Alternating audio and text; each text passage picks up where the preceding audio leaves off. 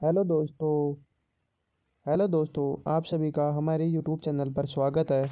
आज हम चर्चा करेंगे 11th एग्रीकल्चर बुक की कृषि विज्ञान की, जो 11th क्लास के लिए इम्पोर्टेंट है। एग्रीकल्चर सुपरवाइजर के लिए इम्पोर्टेंट रहेगी। एओ डब्ल्यू तथा अन्य एग्रीकल्चर से संबंधित वैकेंसियों में ये बुक काम आएगी। चलो आज इसमें पहला चैप्टर देखेंगे, शस्य विज्ञान, जिसमें भारत का कृषि का इतिहास तथा ब्रांचेज तथा क्या क्या स्कोप है तथा एंड इसका क्या क्या इम्पोर्टेंट है, उन सभी बारे में आज चर्चा करेंगे। चलो देखते हैं क्या है। हमारे देश की लगभग 70% आबादी कृषि उद्योग पर निर्भर करती है। प्राचीन काल से ही भारत कृषि प्रधान देश रहा है, जिसमें भारत के प्राचीन ग्रंथों जैसे वक्सायुवेद, कृषि पाशार, अर्थवेद, ऋग्वेद आदि का अध्ययन करने से स्पष्ट होता है कि भारत प्राचीन समय से ही कृषि भारत में अपना विशिष्ट स्थान रखता था।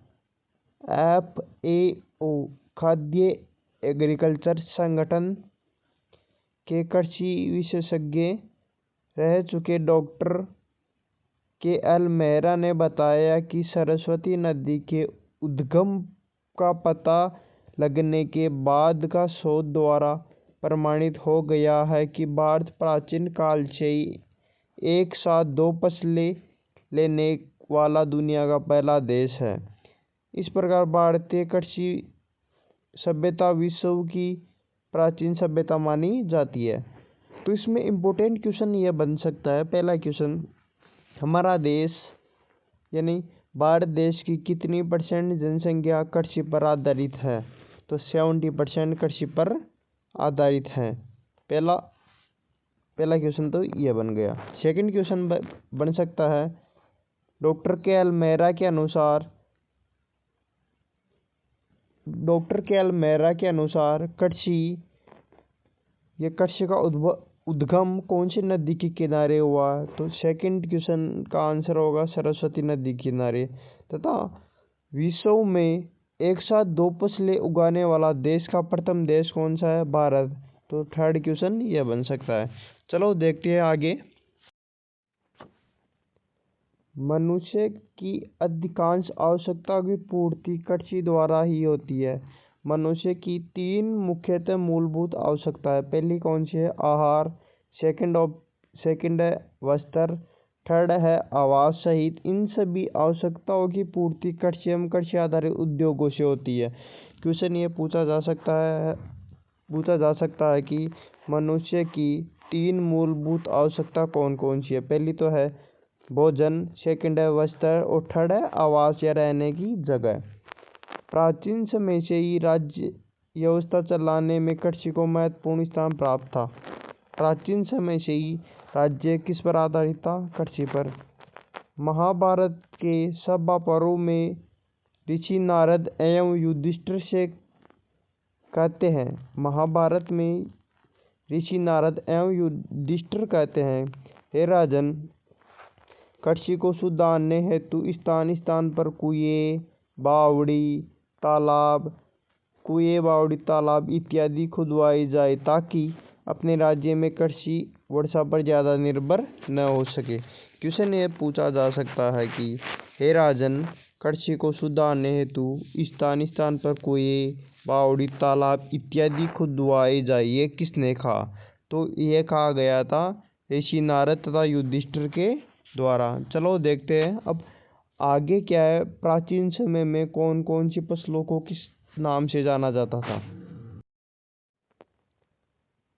प्राचीन ग्रंथों में चावल को अक्षत, कनक को गेहूं, जौ तिल, श्रीफल को नारियल, हल्दी, चंदन, ईख, राख, मेथी, सूत, कपास इत्यादि का उल्लेख किया गया है। इससे सिद्ध होता है कि भारत की उपज का अस्तित्व हजारों वर्ष पूर्व भी था। मोहनजोदड़ो एवं हड़प्पा काल के अवशेषों में कृषि उपज के अवशेष भी प्राप्त हुए हैं। क्वेश्चन ये पूछा जा सकता है, कनक कौन सी फसल को कहते हैं? तो आंसर होगा चावल। कनक कौन सी फसल को कहते हैं? तो आंसर होगा गेहूँ। अक्षत कौन सी फसल को कहते हैं? तो आंसर होगा चावल। श्रीफल तो नारियल को बोला जाता है और सूत कपास को बोला जाता है। तथा कृषि उपज के अवशेष मोहनजोदड़ो तथा हड़प्पा सभ्यता से प्राप्त होते हैं। निम्न उदाहरणों से प्राचीन भारत में उन्नत कृषि ज्ञान की पुष्टि की जा सकती है। चलो देखते हैं पहले क्या है। ऋग्वेद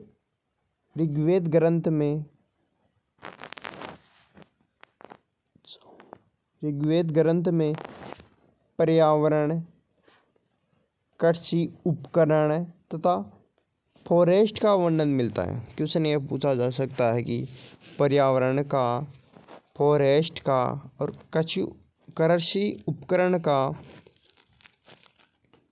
वर्णन कौन से ग्रंथ में मिलता है? तो आंसर होगा ऋग्वेद ग्रंथ।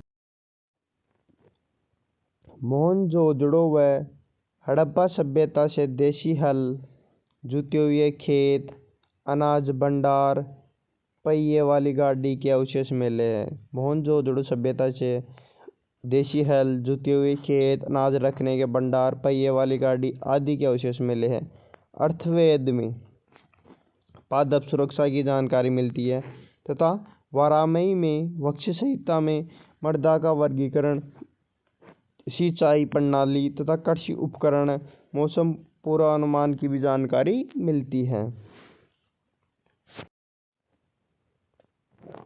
अतः प्राचीन भारतीय कृषि में निहित परंपरा ज्ञात को आधुनिक कृषि की उन्नत प्रौद्योगिकी के साथ समाहित करके कृषि का समुचित विकास किया जा सकता है। अब कृषि की परिभाषा। कृषि शब्द संस्कृत की कृष धातु से बना, जिसका अर्थ होता है खींचना, आकर्षण करना, जोतना, प्राप्त करना इत्यादि होता है। कृषि कृष प्लस इन प्रत्यय से हुआ, जिसका अर्थ होता है जुताई करना या खेत खींचना। अतः कृषि से तात्पर्य जुताई करना आदि फसल प्राप्त करना है। एग्रीकल्चर कृषि शब्द लैटिन भाषा से लिया गया। इंपॉर्टेंट क्वेश्चन है, एग्रीकल्चर कौन सी भाषा से लिया गया? एग्रीकल्चर से। जिसे एगर तथा एग्री तथा कल्चर से लिया है, जिसका अर्थ होता है एगर का होता है खेत तथा कल्चर का होता है टू मैनेजमेंट या मृदा का मैनेजमेंट करना होता है। मृदा कृषि पर निर्भर करता है। अब कृषि की परिभाषा देखना। मनुष्य की वह क्रिया जिसका मुख्य उद्देश्य धरातलीय संसाधनों से खाना, रेशा, ईंधन आदि का उत्पादन करना होता है। सामान्य जीवन निर्वाह एवं आर्थिक उद्देश्य की पूर्ति के लिए फसल उत्पादन, पशुपालन आदि की कला एवं विज्ञान को कृषि विज्ञान कहा जाता है। 1899 या 1900 में भीषण अकाल को देखते हुए इस समस्या के स्थायी समाधान और कृषि चहुमुखी विकास के लिए सन 1904 में भारतीय कृषि बोर्ड की स्थापना की गई। क्वेश्चन पूछा जा सकता है, भारतीय कृषि बोर्ड की स्थापना 1904 में की गई थी। सन 1905 में बिहार में दरभंगा जिले में गंडक नदी किनारे कृषि शोध कार्य के लिए पिप्स प्रयोगशाला की स्थापना 1905 में और भारतीय कृषि बोर्ड की स्थापना 1904 में की गई थी। यह क्षेत्र पिप्स ऑफ यूएसए के नाम से प्रसिद्ध हुआ। पूसा स्थित कृषि संस्थान 1911 में imperial institute of agriculture research नाम दिया गया। सन 1919 में imperial agriculture research institute IARI के नाम से प्रचलित हुआ। इस संस्थान में फसलों और पशुओं के प्रजनन, मृदा विज्ञान, कीट, कवक विज्ञान और वनस्पति विज्ञान आदि विषयों में अनुसंधान हेतु व्यापक रूपरेखा तैयार की गई। 7 नवंबर 1936 को बिहार में विनाशकारी बाढ़ के कारण यह क्षतिग्रस्त हो गया। कौन? पिप्स या पूसा। तो 19 में स्थानांतरित हो गया था नई दिल्ली या दिल्ली बोल सकते हैं, जिसे अब IARI के नाम से जाना जाता है, भारतीय कृषि अनुसंधान संस्थान के नाम से जाना जाता है। 1960 में खाद्यान्नों की उपलब्धता सुनिश्चित करना देश के लिए एक गहरी चुनौती थी। मतलब 1960 में खाद्यान्न उपलब्ध कराना देश के लिए महत्वपूर्ण चुनौती थी। तब भारतीय कृषि अनुसंधान परिषद IARI तकनीकी महानिदेशक डॉक्टर बीपी पाल तथा पूसा संस्थान निदेशक डॉक्टर MS स्वामीनाथन ने योजनाबद्ध तरीके से कृषि विकास की रूपरेखा तैयार की। मतलब क्वेश्चन यह पूछा जा सकता है कि 1960 में किसने कृषि की विकास की रूपरेखा तैयार की थी। पहला ऑप्शन है महानिदेशक डॉक्टर बीपी पाल तथा सेकंड ऑप्शन है डॉक्टर MS स्वामीनाथन, दोनों ने कृषि विकास की रूपरेखा तैयार की थी।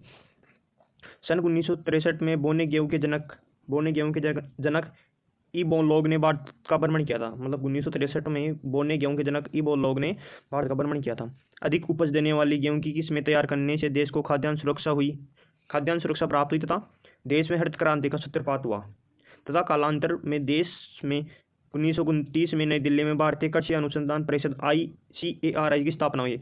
ICAR की स्थापना 16 जुलाई 1929 को की गई थी और इसके तहत स्थानीय विकसित कृषि अनुसंधान केंद्र, कृषि विश्वविद्यालय तथा अन्य कृषि संस्थानों के माध्यम से सतत कृषि अनुसंधान एवं प्रसंस्करण के फलस्वरूप डॉक्टर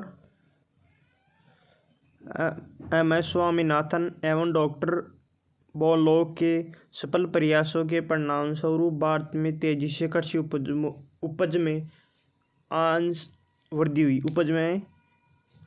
वृद्धि हुई, जिससे हमारे देश में विभिन्न क्षेत्रों में आत्मनिर्भर बन गया। चलो देखते हैं कृषि विज्ञान की शाखा या ब्रांचेज कौन कौन सी हैं। पहली शाखा देखते हैं सस्य विज्ञान या एग्रोनोमी। जो एग्रोनोमी किस भाषा से लिया गया? एग्रोनोमी ग्रीक भाषा से एग्रोस का अर्थ होता है फील्ड तथा नोमस का अर्थ होता है मैनेजमेंट। यानी फील्ड में क्या आते हैं? क्रॉप आती है, सीड आता है तथा इरिगेशन आता है, तथा इन सभी का मैनेजमेंट करना ही एग्रोनोमी कहलाता है। यह कृषि की एक विशेष शाखा है जिसके संबंध फसल उत्पादन एवं मृदा का मैनेजमेंट से है। मैंने वही बताया। एग्रोस का अर्थ होता है फील्ड में क्या आता है? जैसे क्रॉप आ गई, सीड आ गई, इरिगेशन आ गई, इन सभी का मैनेजमेंट करना ही क्या कहलाता है? एग्रोनोमी कहलाता है। आगे देखते हैं हॉर्टिकल्चर लैटिन भाषा शब्द है जिसमें बागवानी, फल, सब्जियां, पुष्प से संबंधित फसलों एवं कार्यों का अध्ययन किया जाता है, तो हॉर्टिकल्चर कहलाता है। पशुपालन शब्द लैटिन भाषा से लिया गया है जिसमें पशुओं को पालना, वैज्ञानिक अध्ययन इस शाखा के अंतर्गत किया जाता है। चलो आगे देखते हैं मधुमक्खी पालन। इस शाखा के अंतर्गत मधुमक्खी का पालन, शहद उत्पादन से संबंधित अध्ययन किया जाता है। मछली पालन कृषि विज्ञान की इस शाखा के अंतर्गत मछली पालन तथा उसके उत्पादन से संबंधित वैज्ञानिक अध्ययन किया जाता है। फिर इसके बाद आता है रेशम कीट पालन या सेरीकल्चर किस भाषा का शब्द है? सेरीकल्चर लैटिन भाषा का शब्द है। इस शाखा के अंतर्गत रेशम कीट पालन तथा रेशम कीट उत्पादन, लाख उत्पादन या लेक कल्चर किस भाषा का शब्द है? लेक कल्चर संस्कृत भाषा का शब्द है। इस शाखा के अंतर्गत लाख उत्पादन से संबंधित अध्ययन किया जाता है। इसके बाद में आता है फॉरेस्ट्री या वन विज्ञान। इसके अंतर्गत वनों के बारे में अध्ययन किया जाता है तथा वनों को वैज्ञानिक तौर पर 3 भागों में बांटा गया: आरक्षित वन, रक्षित वन तथा अवर्गीकृत वन, 3 भागों में बांटा गया है। इसके बाद आता है मशरूम उत्पादन या मशरूम प्रोडक्शन। इस शाखा के अंतर्गत मशरूम उत्पादन का वैज्ञानिक अध्ययन किया जाता है। इसके बाद आता पोल्ट्री या कुक्कुट पालन। इस शाखा के अंतर्गत कुक्कुट या मुर्गी पालन का विस्तृत अध्ययन किया जाता है। अब आता एंटोमोलॉजी ग्रीक भाषा का शब्द है तथा इसके अंतर्गत कीट विज्ञान की वह शाखा जिसके अंतर्गत कीटों से फसलों पर पड़ने वाले प्रभाव का अध्ययन किया जाता है। प्लांट पैथोलॉजी ग्रीक भाषा का शब्द है। पौधों पर लगने वाले विभिन्न रोग तथा रोग कारकों का अध्ययन किया जाता है। एग्रीकल्चर एक्सटेंशन कृषि अनुसंधान से प्राप्त नवीन तकनीकी जानकारी को किसानों को खेत तक पहुंचाने का अध्ययन करना ही अनौपचारिक शिक्षा के माध्यम से इस शाखा के अंतर्गत किया जाता है। एग्रीकल्चर इकोनॉमिक्स कृषि लागत तथा आय की गणना का अध्ययन इस शाखा के अंतर्गत किया जाता है। धन्यवाद।